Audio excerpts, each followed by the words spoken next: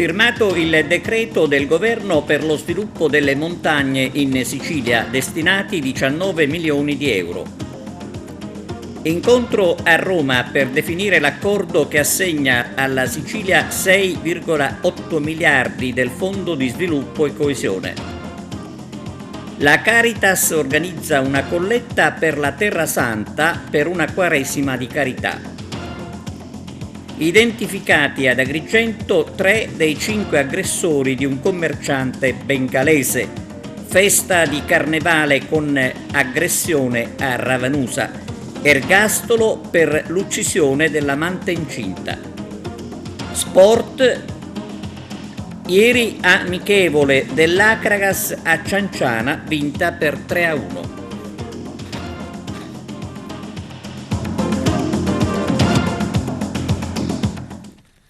Benvenuti su TVA Notizie. 19 milioni di euro del governo per lo sviluppo delle montagne in Sicilia. Firmato il decreto. Arturo Cantella. Assegnati alla Sicilia 19 milioni di euro dal FOSMIT, il Fondo per lo Sviluppo delle Montagne Italiane, il Ministro degli Affari Regionali Roberto Calderoli ha firmato ieri il decreto che predispone il trasferimento delle risorse alla Regione. Alla Sicilia andranno 11 milioni di euro relativi al 2023, cui si aggiungono altri 8 milioni per l'anno 2022 che non erano stati ancora erogati. I fondi serviranno per finanziare gli interventi in difesa del territorio e per la promozione dell'habitat delle zone montane. Sono molto soddisfatto del risultato ottenuto, ha commentato l'assessore all'autonomia locale e della funzione pubblica Andrea Messina. Questo è frutto di un impegno operativo dei miei uffici riusciti a salvare preziose risorse che sarebbero invece andate perse. Queste somme ci permetteranno di dare un concreto segno di attenzione ai comuni montani della Sicilia, intervenire sui territori fragili per contrastare lo spopolamento, favorire la salvaguardia ambientale, migliorare la viabilità, aumentando l'attrattività anche attraverso attività di valorizzazione socio-economica. L'azione di coordinamento e di governance del fondo spetta ovviamente all'assessorato regionale all'autonomia locale e alla funzione pubblica in virtù della multidisciplinarietà e trasversalità degli interventi possibili. La struttura è già al lavoro per predisporre il bando per la presentazione dei progetti. Il fondo fu istituito con legge del 2021 e ha come obiettivo la promozione e la realizzazione di interventi per la salvaguardia e la valorizzazione delle aree montane, con particolare attenzione agli aspetti relativi alla tutela e alla valorizzazione delle potenzialità espresse dall'habitat dei territori. Tra le azioni previste, quella della prevenzione del rischio del dissesto idrogeologico, il potenziamento delle attività agroalimentari pastorali, interventi di comunicazione e informazione sui temi della montagna, per valorizzare le peculiarità delle aree interne aumentandone l'attrattività. Si potranno altresì finanziare anche l'ottimizzazione dei consumi, la realizzazione dei progetti di mobilità sostenibile, l'efficientamento energetico degli edifici pubblici, la rigenerazione urbana e la manutenzione della viabilità urbana. Confronto a Roma tra il Ministro per gli Affari Europei e il Presidente della Regione siciliana. I dettagli con Arturo Cantella. Lungo e intenso confronto ieri sera a Roma tra il Ministro per gli Affari Europei Raffaele Fitto e il Presidente della Regione siciliana Renato Schifani sull'impostazione del prossimo accordo che assegnerà all'isola risorse per circa 7 miliardi di euro dal Fondo di Sviluppo e di Coesione, al netto di 1,3 miliardi di euro già previsti dalla legge per il ponte sullo Stretto di Messina e degli altri 800 milioni per la realizzazione dei termovalorizzatori. Le risorse saranno destinate a investimenti infrastrutturali significativi e strategici nei settori dei trasporti, dell'ambiente e valorizzare la quota dei finanziamenti europei. La Regione nei prossimi giorni definirà compiutamente la propria proposta e la sottoporrà nel più breve tempo possibile ai pareri parlamentari, successivamente al confronto con le pubbliche amministrazioni centrali, un percorso che consentirà di disegnare la programmazione delle risorse del Fondo coesione destinate alla Sicilia, in coerenza con il nuovo assetto ordinamentale introdotto con il decreto Sud e Coesione, che prevede un processo di condivisione tra il governo regionale e quello nazionale. Stiamo lavorando insieme, hanno dichiarato il ministro Fitto e il presidente Schifani, per assicurare una rapida conclusione della fase di programmazione delle risorse e avviare la realizzazione di interventi strategici per tutto il territorio siciliano. Colletta per la Terra Santa per una Quaresima di carità. Vediamo. Domenica 18 febbraio, prima domenica di Quaresima, anche la Diocesi di Cireale aderisce alla colletta nazionale voluta dalla Conferenza Episcopale Italiana. Il ricavato sarà devoluto per le popolazioni vittime di guerra nel conflitto israelo-palestinese. Vogliamo essere vicini anche in questa maniera a questi nostri fratelli che soffrono l'odio dell'uomo. Le guerre non hanno mai portato nulla di buono nella storia, ma hanno solamente sparso sangue e aumentato le differenze e le criticità che ci sono tra popolazioni diverse. Noi, su iniziativa dunque della Conferenza Episcopale Italiana, vogliamo dare questo piccolo gesto di vicinanza. Può sembrare poco, ma sarà molto, perché nella raccolta comunitaria di tutte le diocesi sarà un modo, una maniera importante di sostenere queste popolazioni. Inoltre, la Quaresima, sappiamo, è un tempo di speranza, è un tempo in cui si cammina e di conversione, si cammina alla luce della Pasqua. E allora anche la Quaresima può diventare un momento di riflessione per la carità. E per questo il nostro ufficio diocesano ha indetto la Quaresima di Carità con un fondo, istituendo un fondo che si chiama Casa e Lavoro, proprio perché vuole essere vicino anzitutto a quelle persone che non hanno la possibilità a volte di arrivare a pagare la rata mensile d'affitto, ma soprattutto vicino a quelle persone che non hanno la possibilità di poter essere inserite nel mondo lavorativo. E allora, grazie a questo fondo, si possono istituire non solo borse lavoro per giovani e meno giovani per avviare al lavoro, ma anche pagamento di affitti. Inoltre, la Quaresima di Carità può diventare e può essere soprattutto stimolo di riflessione per ogni comunità parrocchiale a sensibilizzarsi a quello che, come ricordava Papa Francesco alla Caritas italiana e a tutte le Caritas diocesane, la via della creatività. Cioè bisogna essere anche creativi a dare la possibilità di inserire gli emarginati, gli esclusi, i piccoli nella vita comunitaria di tutti i giorni. L'ACI di Agrigento aderisce alla giornata nazionale del risparmio energetico nell'ambito della campagna di RAI Radio 2 Mi illumino di meno. In tutte le sedi dell'ACI verranno spente le luci non necessarie e le insegne a partire dalle ore 18.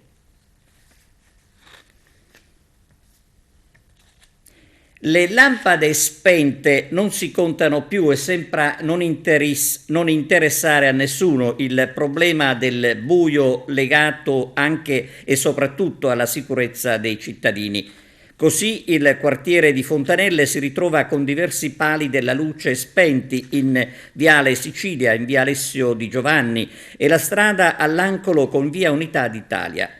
A questo punto, visto che le attese dei cittadini di vedere risolto il problema sono risultate inutili, gli stessi cittadini chiedono a chi rivolgersi, cosa non semplice considerata la difficoltà a mettersi in contatto con gli uffici del comune. L'ASP di Agrigento dà il via libera all'utilizzo dell'acqua del lago Arancio per le irrigazioni. Il servizio di Arturo Cantella.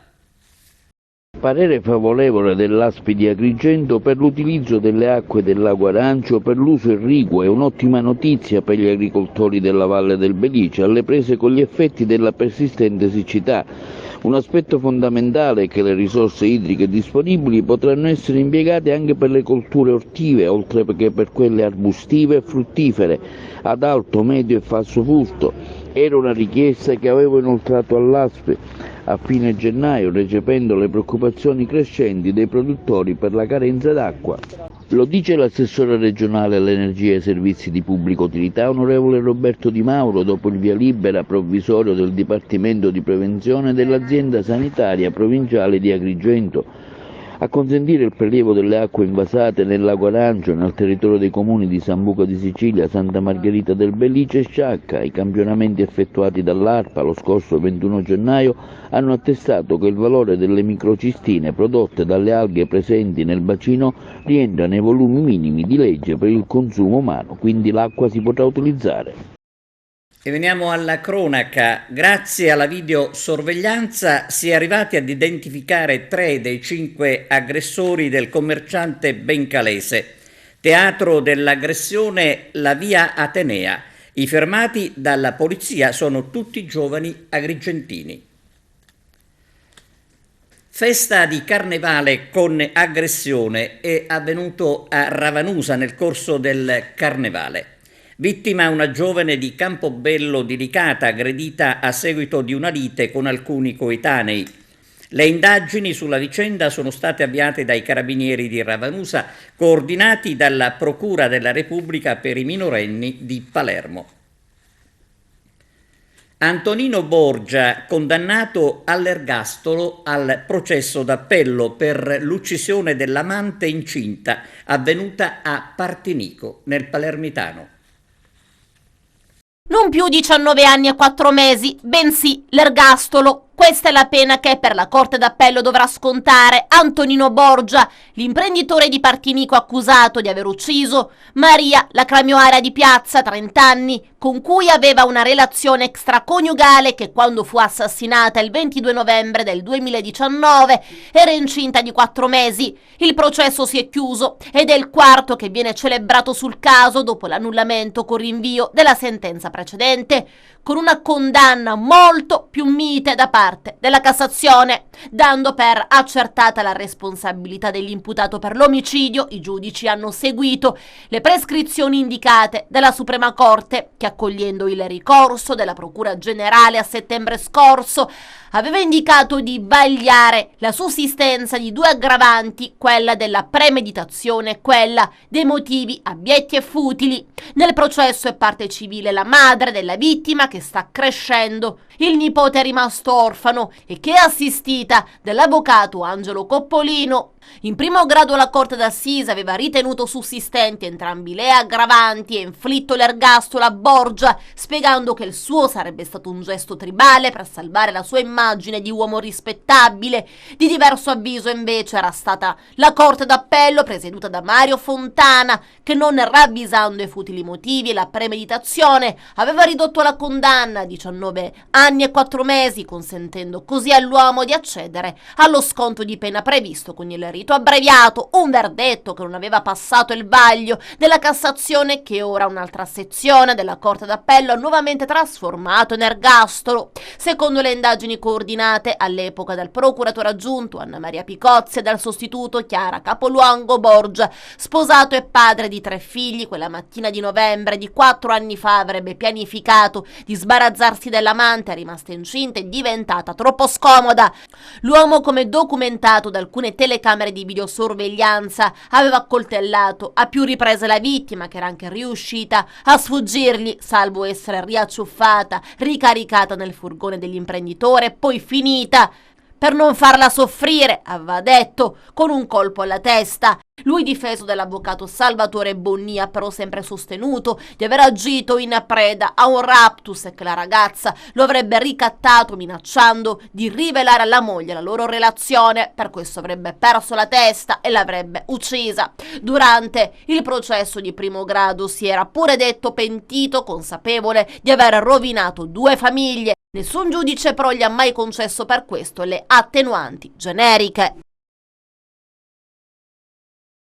In relazione a questa terribile tragedia nella quale hanno perso la vita Antonella Salamone, una mamma, Kevin Barreca, un ragazzo di 15 anni, ed Emanuele Barreca, un bambino di 5 anni. Gli accertamenti che abbiamo eseguito qui fino a questo momento possono essere compendiati in poche semplici battute. Vi è una famiglia che vive ad Altavilla Milice, l'uomo sposato con Antonella Salamone che si chiama Giovanni Barreca, un soggetto che da anni è dominato da una accesissima, mi permetto di dire, fanatica religiosità.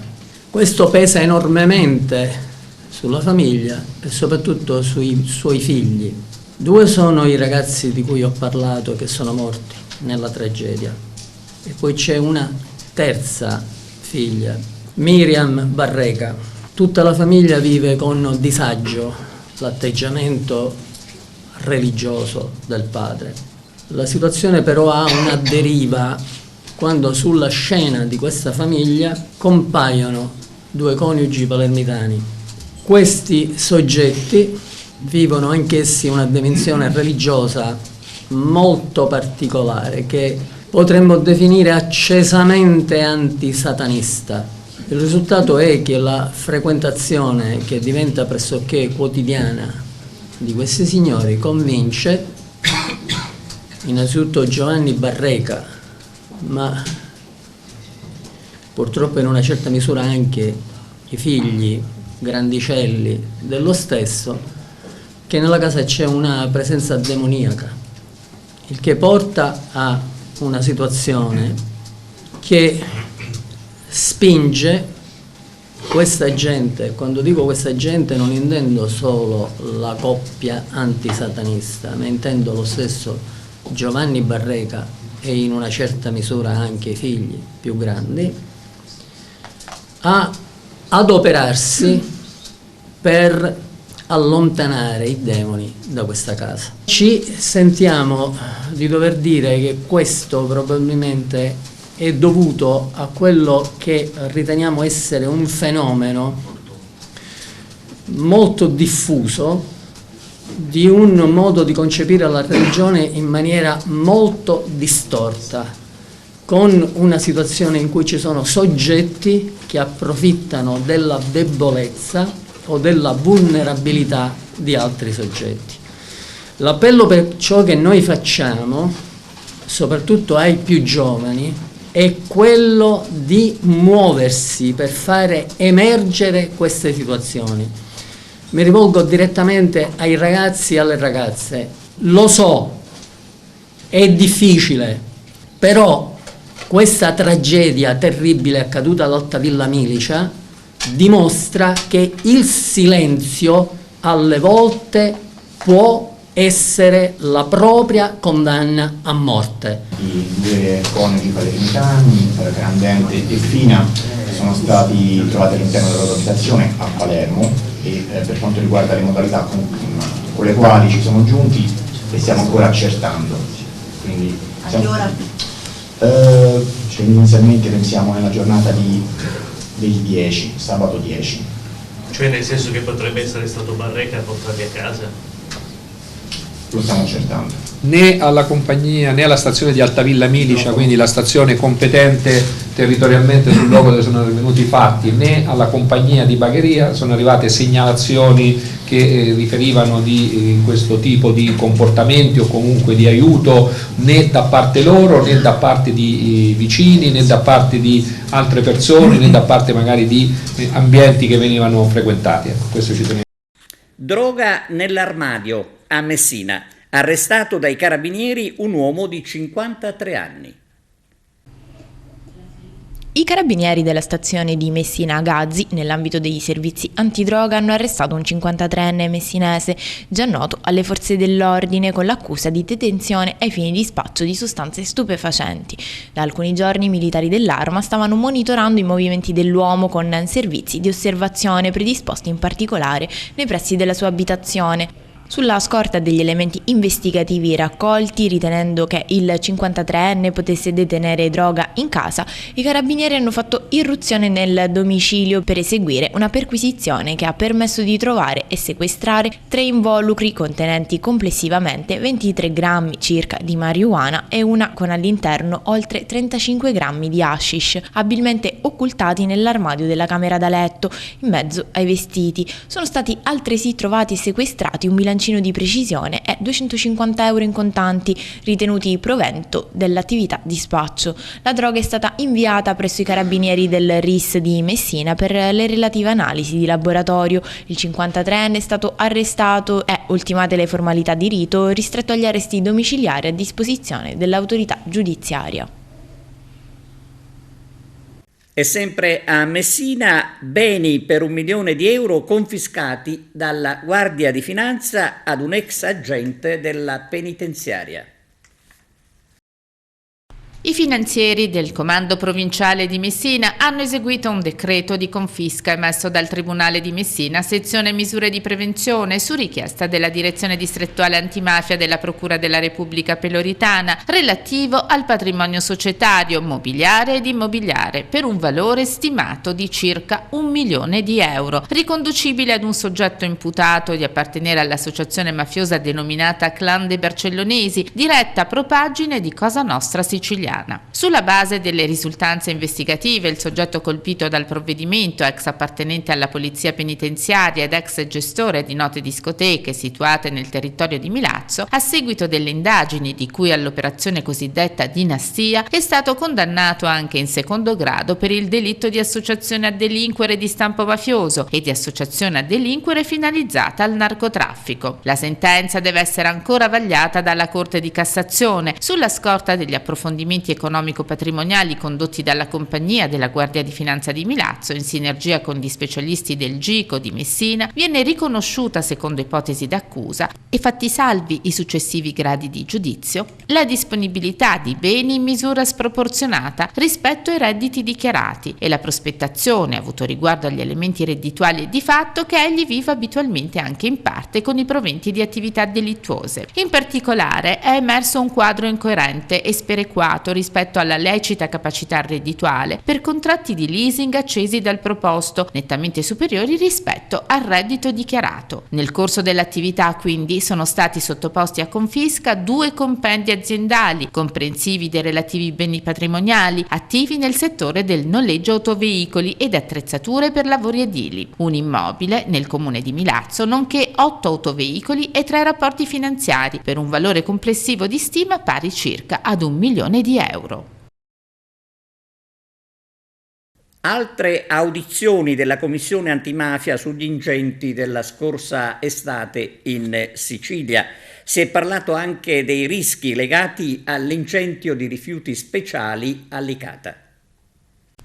La Commissione regionale antimafia, presieduta da Antonello Cracolici, prosegue le audizioni sugli incendi che hanno devastato la Sicilia durante la scorsa estate. Sono stati sentiti ieri mattina gli esponenti dell'Osservatorio permanente sui disastri ambientali che hanno evidenziato le attività di monitoraggio e gli effetti dei roghi nelle aree del Palermitano colpite. Nel corso dell'audizione di oggi sono anche emersi alcuni elementi sui rischi legati all'incendio dell'impianto di stoccaggio di rifiuti speciali e pericolosi gestiti da Omnia Licata in provincia di Agrigento. Allo studio della Commissione Antimafia ci sono i rischi per la cittadinanza legati all'emissione di diossina e agli effetti delle sostanze nocive una volta che queste si depositano nel suolo ed entrano nel ciclo alimentare. Altre audizioni seguiranno per fare chiarezza sulla vicenda. Approvato il progetto definitivo del ponte sullo Stretto, il servizio. Un vero e proprio calcio d'inizio, la fase 1 preliminare a tutte le altre che arriveranno a cascata dopo una riunione fiume iniziata. Nelle scorse ore il Consiglio di amministrazione della Società Stretto di Messina ha approvato l'aggiornamento del progetto definitivo. Il ponte sullo Stretto inizia così il suo viaggio tra le carte bollate in un complicato dedalo di autorizzazioni e verifiche di impatto ambientale che a giugno, dopo l'approvazione del progetto esecutivo, dovrebbe dare il calcio di inizio al cantiere. cantiere. Nessuna prima pietra al momento, ma l'avvio di tutte le opere propedeutiche come bonifiche, indagini archeologiche, geognostiche e geotecniche, predisposizione di campi base. Si conferma un progetto straordinario, tecnicamente all'avanguardia e di riferimento a livello internazionale. Dopo i molti ponti Messina Style costruiti nel mondo, è il momento di realizzarlo per davvero nello stretto di Messina. Tecnicamente il CID ha acceso semaforo verde alla relazione del progettista di aggiornamento al progetto definitivo del 2011, quello accantonato dal governo Monti, alle prese con i pesanti tagli alla spesa pubblica. Oggi l'iter riparte da lì, ma deve fare conti con una serie di incognite, prima fra tutte con i costi dell'opera che non devono lievitare oltre il 50% di quelli previsti dalla gara iniziale, pena l'annullamento di tutto l'iter con l'avvio di una nuova procedura di evidenza pubblica.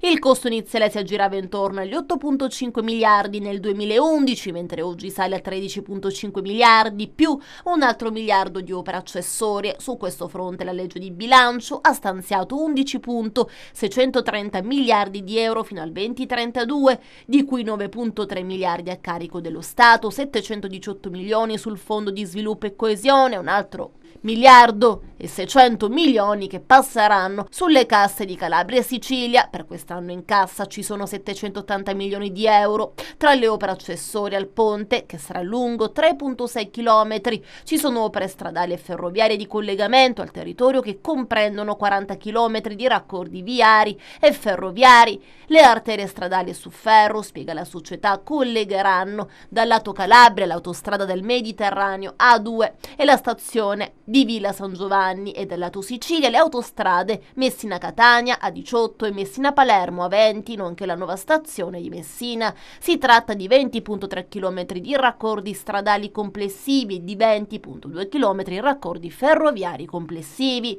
Stretto di Messina conferma anche la realizzazione sul lato siciliano di 3 fermate ferroviarie in sotterraneo. Papardo, annunziata europea che, unite alle stazioni di Villa San Giovanni, Reggio Calabria e Messina, daranno concretezza al sistema metropolitano interregionale dell'area dello Stretto. Il ponte, informa la società costruttrice, sarà ancora in grado di garantire tempi medi di attraversamento di circa 15 minuti per i servizi ferroviari diretti tra Villa San Giovanni e Messina Centrale, rispetto agli attuali 120 minuti per i treni passeggeri, almeno 180 minuti per i treni merci e di circa 10-13 minuti su gomma rispetto agli attuali 70 minuti per le auto e 100 minuti per i mezzi merci. Nel cantiere del ponte sullo Stretto di Messina, stima la società costruttrice, saranno occupati mediamente 4.300 addetti all'anno, che raggiungeranno un picco di 7.000 addetti nel periodo di maggiore produzione. Per tutta la durata del cantiere, circa 7 anni, si avrà dunque un impatto occupazionale diretto di circa 30.000 unità lavorative all'anno, a cui aggiungere l'impatto occupazionale indiretto e indotto stimato in 90.000 unità, per un totale di 120.000 unità lavorative generate in totale dall'opera. Presentato a Messina il premio internazionale di poesia e arti Maria Celeste Celi. Oggi è il 14 febbraio e ci è sembrata la data più adatta per presentare la nostra nuova edizione del premio Maria Celeste Celi. Il tema del nostro concorso è "L'amore salverà il mondo". Dove parlare d'amore se non in una scuola? Siamo bombardati da brutte notizie, da notizie di violenza, di guerre, e allora andiamo a ricercare come si cerca di superare queste gravi problematiche, e dobbiamo cominciare dai ragazzi. Dobbiamo avere fiducia che loro imparino l'amore in tutte le sue declinazioni, che è il rispetto, la fiducia, l'amore per l'altro, la risoluzione dei conflitti, e per questo il concorso è rivolto agli studenti, ma è rivolto certamente anche a professionisti, e le sezioni sono tante, sono la poesia, sono la fotografia, sono la narrativa, ma per i ragazzi c'è una sezione speciale che è la sezione social. Senza tante formalità possono fare un post, taggarlo sul Circe Me di Messina e scrivere dell'amore in qualsiasi cosa a loro sembra giusto. Perché questo? Perché noi pensiamo che se loro fanno tanti post, questi post avranno un effetto strategico, cioè coinvolgeranno e dovrebbero sommergere, secondo me, e contagiare tutti gli altri ragazzi. Dobbiamo parlare di cose positive con i ragazzi, dobbiamo parlare di educazione all'affettività, che non è soltanto relazione con l'altro sesso, ma è comprendere i propri sentimenti, esprimerli, e questo va bene sia per le ragazze che per i ragazzi, perché già questo è terapeutico. Quando esprimiamo i sentimenti, quando esprimiamo i nostri bisogni, quando li scriviamo, meglio ancora. Noi avevamo il diario segreto, poi abbiamo scritto sul diario di scuola. Siamo giunti alla pagina sportiva calcio. Ieri pomeriggio allo stadio Giuseppe Setticasi di Cianciana, incontro amichevole tra l'Acragas e il Cianciana. 3-1 il risultato finale per i biancoazzurri. Nello Paturzo, cosa rappresenta per Cianciana questa iniziativa, ospitare l'Acragas che milita in Serie D qui a Cianciana in questo allenamento congiunto? Orgogliosi principalmente, era stata già concordata da tempo, anche perché la mia azienda è sponsor dell'Acragas Calcio. Noi abbiamo offerto i panettoni, i casotti all'Acragas Calcio, quindi abbiamo creduto e crediamo nell'Acragas come la figura più importante in provincia di Agrigento che possa rappresentare, e quindi avevo parlato col presidente Denni, col direttore generale, un po' con la dirigenza, per cercare di portare la realtà calcistica della nostra provincia che ci rappresenta nei piccoli comuni. E oggi siamo orgogliosi, ne siamo contenti e pensiamo che è la strada che bisogna percorrere, perché il calcio deve valorizzare questi aspetti, e loro devono poter programmare in provincia e fare sentire che i piccoli paesi devono essere parte integrante anche dell'Acragas Calcio in un futuro, per un futuro che penso con le loro potenzialità possa essere più roseo possibile per categorie come l'Acragas dovrà in seguito poter aspirare. Direttore Strano, il calcio, lo sport è anche e soprattutto questo. Sì, tu sai benissimo che noi in quest'anno, in questi 7 mesi, abbiamo fatto di tutto per aggregare il circondario della provincia di Agrigento. Oggi siamo onorati di venire qui a Cianciana, siamo stati accolti in un delizioso impianto calcistico. La dirigenza del Cianciana, il buon Anello ci hanno ricevuto in pompa magna, speriamo di meritarcelo con una sgambata in famiglia, che il progetto che il Presidente ha sempre detto di aggregare tutte le province agrigentine sia di buon auspicio con questo primo inizio, con questo invito colto senza ombra di dubbio dalla società Acragas. Mister Marco Coppa, buon test qui a Cianciana in attesa di ritornare in campo contro il Real Casalnuovo. Quali indicazioni hai tratto da questo test amichevole? È stata prima di tutto veramente una piacevole partita fra amici e ringrazio la società del Cianciana perché ci ha ospitato. Sono tutte bravissime persone, gentilissime. Poi per noi è stata una giornata anche di allenamento, per cui ne abbiamo approfittato per cercare di allenare alcuni principi, alcuni concetti che stiamo allenando da quando è iniziata la sosta ogni giorno. Oggi abbiamo avuto la possibilità di appunto fare questa amichevole e cercare di riportare in campo quello che abbiamo provato durante la settimana. Come procede il lavoro per il ritorno in campo? No, procede bene anche perché c'è stata la possibilità per noi di recuperare qualcuno. Entro la prossima settimana speriamo di recuperare addirittura forse anche il 70%, perché purtroppo abbiamo avuto tante defezioni. Siamo a quota 7, per cui di questi 7 probabilmente speriamo di recuperarne almeno 4, e quindi la prossima settimana siamo un po' più sereni. Ecco. Si torna in campo il prossimo 25 di febbraio in casa all'Esseneto contro il Real Casalnuovo, avversario credo che la classifica parla piuttosto chiaramente del fatto che è una squadra che sta facendo un campionato veramente importantissimo, ha dei giocatori però in rosa molto importanti ed è una squadra che credo che voglia continuare. La mia impressione è che voglia continuare a sorprendere, vuole continuare a fare risultati ha forse il piacere anche di posizionarsi in zona playoff, per cui sarà una partita vera sotto tutti i punti di vista contro un avversario importante. Certamente però troveranno di fronte un Agragas che deve obbligatoriamente fare punti perché vuole raggiungere il prima possibile questa benedetta quota salvezza, e per cui è uno scontro che avremo in casa e noi dobbiamo cercare di approfittare e di fare bottino pieno. L'importanza dello sport per i giovani. All'Istituto Gallo di Agrigento si è parlato della mezza maratona della Concordia in programma il prossimo 25 febbraio ad Agrigento. Sindaco, si presenta la mezza maratona, ma allo stesso tempo si svolge un'attività molto importante sugli aspetti e i metodi della corsa e di tutto quello che compete all'attività sportiva.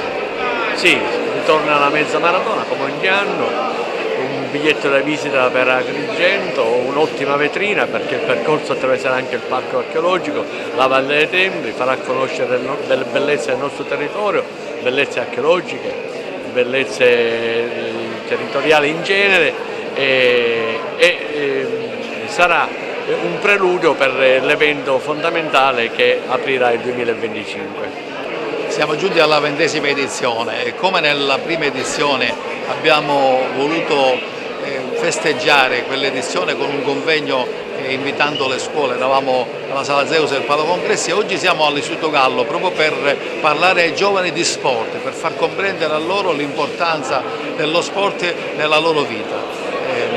La mezza maratona sicuramente è un mezzo di divulgazione dello sport e dobbiamo trasmettere ai ragazzi sani stili di vita.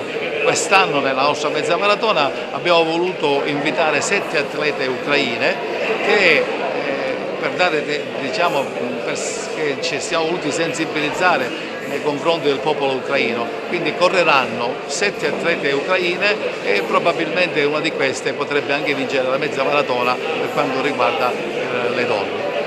Tutti quanti quindi, l'appuntamento è per domenica 25 febbraio a San Leone dove ci sarà la partenza e l'arrivo. La nostra scuola oggi si apre alla trattazione di una nuova tematica che consideriamo fondamentale per la crescita dei nostri ragazzi e per la loro formazione, l'educazione allo sport. E vogliamo, grazie agli illustri relatori che saranno oggi qui attorno al nostro tavolo, fornire ai ragazzi una conoscenza completa di quelli che sono i benefici dell'attività sportiva, sia dal punto di vista fisico, sia dal punto di vista psichico, sia dal punto di vista relazionale, perché lo sport aiuta alle giuste relazioni e permette di acquisire quelli che sono i concetti di base della convivenza civile, il rispetto delle regole, il rispetto dell'altro. Quindi non possiamo noi come scuola esimerci da dare questo tipo di informazioni ai ragazzi, di coinvolgerli in questo tipo di discorso. Lo faremo grazie a questa iniziativa promossa dal Lions Club Host di Agrigento, che ringrazio, e lo faremo coinvolgendo i nostri giovani in una lezione fuori d'aula, chiamiamola così, e che ci aiuterà veramente a capire l'importanza dello sport anche come alternativa valida per gestire, vivere il loro tempo libero ed evitare fenomeni come l'isolamento, come l'incapacità di relazionarsi e come l'incomunicabilità. L'Ordine, quando si parla di salute, è sempre pronto e risponde presente, perché la nostra mission è la salute dei cittadini e quanto è importante l'attività fisica. Ecco, un grazie lo dobbiamo dire a tutti gli organizzatori delle mezze maratone, ma a tutti coloro i quali promuovono l'attività fisica, questo stile di vita che tutti dovremmo avere. Quanto è importante su tutte le patologie, ma in particolare su alcune, sul diabete per esempio, quanto può essere importante per la prevenzione ma anche per la cura del diabete. Questo come favorisce l'attività fisica, l'entrata del glucosio dal sangue nelle cellule a livello muscolare. E quanto è importante per altre patologie come la depressione sul sistema muscolare, ecco, quindi l'Ordine è felice di partecipare e anche patrocinare spesso questi eventi. Ma noi siamo presenti da 20 anni insieme al nostro socio Antonio Calamita nell'organizzazione, insieme alla sua associazione e il gruppo sportivo Valle dei Templi, per realizzare la mezza maratona di Agrigento, che è diventato ormai un appuntamento importante, un appuntamento atteso che raccoglie le attenzioni di sportivi provenienti da tutta Italia, e come tale abbiamo sentito quest'anno l'esigenza di organizzare insieme agli studenti questa giornata per spiegare loro l'importanza dei valori dello sport, di condurre uno stile di vita sana, e per questo non potevamo mancare insieme a loro, insieme ai nostri relatori. È fondamentale questo momento di confronto e di incontro, perché la realtà universitaria cerca di fare gli investimenti e di sensibilizzare le nuove generazioni. Siamo qui oggi a testimoniare il valore che ha questa comunità e questo luogo per la valorizzazione dello sport e dei giochi olimpici, e oggi testimonieremo come questa valle, questo luogo è ricco di storia e di momenti e di monumenti di ispirazione per la realtà siciliana. Dopo 4 giorni di navigazione in solitaria, il velista agrigentino Andrea Barbera arriva alla foce del fiume Platani, il servizio di Arturo Cantella. Per stamani l'arrivo del navigatore e d'avventure velista Andrea Barbera presso la foce del fiume Platani, la riserva naturale orientata, dopo 4 giorni di navigazione per portare a termine il progetto Alicos, la prima spedizione esplorazione e navigazione lungo il fiume Platani in solitaria dai Monti Sicani fino al Mar Mediterraneo a bordo di una tavola SUP stand-up paddle, un progetto unico, ambizioso e non convenzionale, con l'obiettivo di realizzare un docufilm da divulgare nelle scuole sull'importanza degli spot outdoor a contatto con la natura. Il progetto ha anche una valenza scientifica. In collaborazione con l'ARPA Sicilia, Mare Vivo Sicilia, verrà effettuato uno studio scientifico dettagliato attraverso dei campionamenti che verranno effettuati dal Barbera lungo il fiume Platani, per avere un quadro chiaro, preciso dello stato di salute del fiume e delle specie faunistiche presenti, o se c'è qualcosa che può minacciare la salute del fiume. Al termine di questo studio il materiale verrà portato e divulgato in tutte le scuole della Sicilia al fine di sensibilizzare i giovani sull'importanza dell'ecosistema. Degli ecosistemi naturali, inclusi i corsi d'acqua. È tutto, grazie per la vostra attenzione. Arrivederci.